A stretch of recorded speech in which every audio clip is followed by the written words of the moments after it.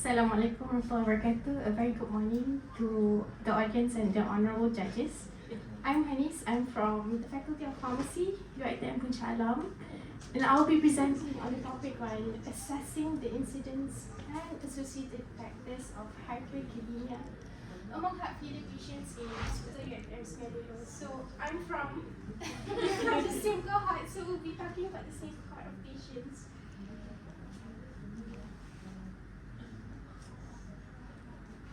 Not working. Right. So we know that the pharmacotherapy of heart failure includes the RAS inhibitors and MRAs, which are strongly associated with the development of hyperkalemia, defined by a serum potassium of more than 5. So we have studies showing that about 50% of heart failure with reduced ejection fraction patient, they have an estimated GFR of about less than 60, and up to 20% of them have less than 20 years. However, local data, especially from our setting, we do not know what is the current situation at the moment, and hence that's the reason why we're doing this study. So basically, we have three objectives. First is to look at the proportion of patients with hyperkalemia defined by potassium more than 5 among our heart failure patients. Yes, these are stable patients. It's not inpatient. They are stable who comes to the heart failure clinic. Then we want to look at the prescription rate of RAS inhibitors and MRAs, as well as the risk factors associated with hyperkalemia among these patients.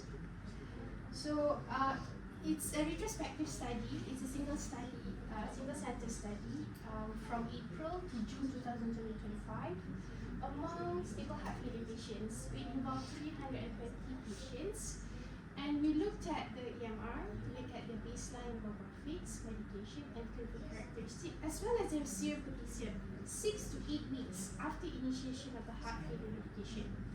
So those who are 18 diagnosed with heart failure, regardless of their spectrum, were included in the study. And of course, we need the potassium results 6 to 8 weeks post-treatment. So the outcome measures, we're looking at the incidence of hyperkalemia, prescription rate, and what are the factors that might impact the incidence of hyperkalemia. So we did descriptive statistics, including using chi-square, and further did multivariate regression analysis to look at the predictors of hyperkalemia. And any p-values that's less than 0.05 were statistically significant. So ethics approval was obtained before we started data collection. Now, looking at our baseline results, similarly with the previous presentation, our patient age is about 64, majority of them are male, Malay, and have hypertension, ischemic heart disease, type 2 diabetes. 24% has CKD, underlying CKD, and about 75% of them have HFrEF. Now, when you look at the first objective, is to look at the proportion of hyperkalemia in this 320 patients. So we have about 28%, close to 30% of our patients has high serum potassium more than 5.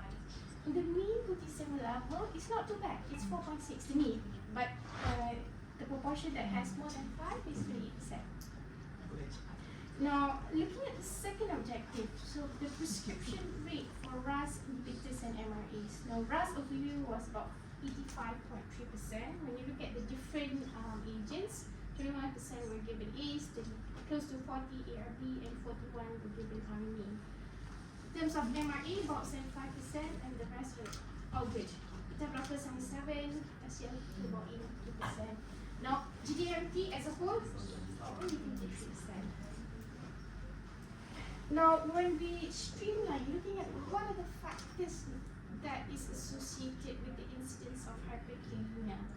Surprisingly, none of the demographic factors affected it, but the presence of underlying CKD and those with CKD plus diabetes were strongly associated with the occurrence of high potassium level 6 to 8 weeks after treatment was initiated. Now, surprisingly, none of the medication impacted the potassium level based on our findings. Small study, single center, none. MRA, no. Any of the RAS inhibitors, no. Even combination, also none. No statistical significance in terms of the prevalence of when we further did with multi-logistic regression analysis, after taking into account of age and the rest, only CKD remained as the predictor of hyperkalemia in our cohort. Okay? So looking at discussion, now our population, about 28% had hyperkalemia. It's slightly lower compared from other papers. For example, this Danish study showed 39%, another Scandinavian study showed about 30% of the patients had hyperkalemia, and it's more prevalent among those with CKD, quite consistent with the results. So again, let me just reiterate, the prescription rate for RAS and MRAs and cohort is about the same with others. So these are the other Malaysian registries. For us, 85% RAS, similar, slightly lower for my heart failure registry because this was slightly old data. And MRA is quite similar across the board. And GDMP, slightly lower in our study compared to the Pinelli study. It is, it didn't have GDMP. Beta blockers were about similar. Okay. Now, what about the risk factors of hyperkalemia? So in our study, we showed that patients with CKD and those with concomitant CKD and type 2 diabetes were significantly associated with hyperkalemia. So, like I said, this is quite similar with other papers, like in the US cohort study involving about 1.8 million patients, non-dialysis CKD patients.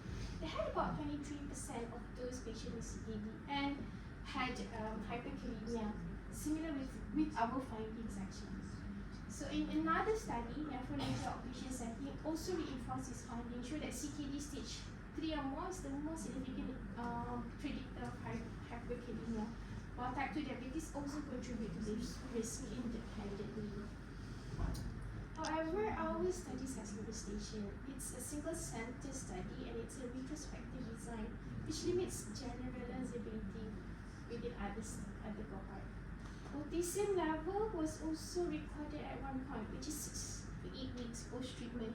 We did not look at initial versus 6 to 8 weeks or further on.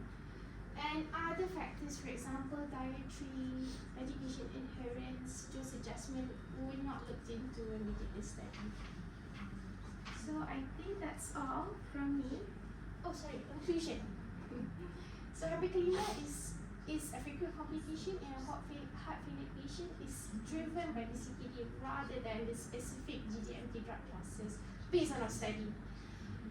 No significant association between other things like pharmacological categories, shifting the focus to a patient-specific pathophysiology rather than blaming the medication itself for the hyperkalemia. So these results suggest individualized risk assessment and rigorous biochemical monitoring over generalized treatment assumptions. So with that, I thank you very much. These are my references.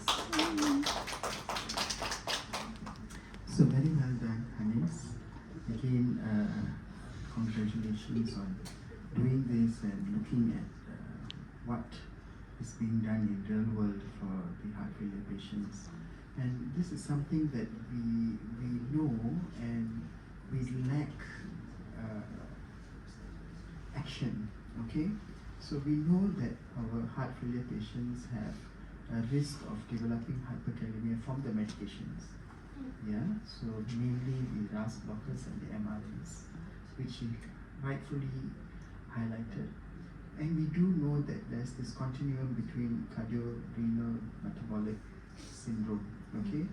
So where metabolic diabetes contributes and renal CKD and heart failure all put together puts you at a higher risk of developing hyperkalemia, which rightfully that's what is shown from your data, you know? So, where do we go after this? So, hence why we need to look into the newer agents, new kids on the block. So, what are your thoughts about it? I do agree with the new agents.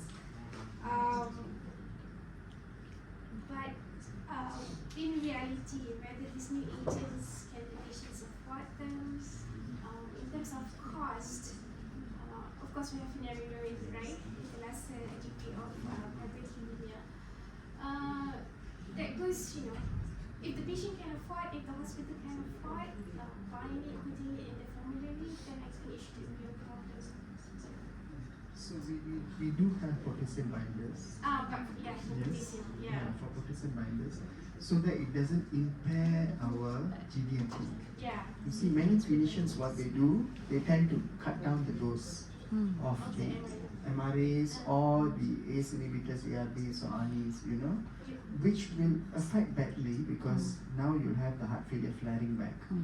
So hence why we have new kids on the block, something to bind the potassium and continue with your GDMT, you know, at the background so that they don't get hyperkalemia. At the same time, they don't go without the GDMT. That's You know? right. So I think thanks, well done. How about you? You want to ask us? Thank you, Hanis, for the insightful presentation. So I was just wondering, I understand CKD in that cohort of patients, they will have a higher incidence of hyperkalemia, but I just couldn't connect why diabetes also is one of the risk factors. Any particular reason why diabetes, or it's just any guru, why diabetes alone can just something I was thinking. I guess it's diabetes is the complication following diabetes Yeah. leading to CKD and hence causing the hyperkalemia risk among these patients. So, yeah, with a newer agents of this potassium binder, probably it will assist us in optimizing the GDMT rather than sort of like back off from the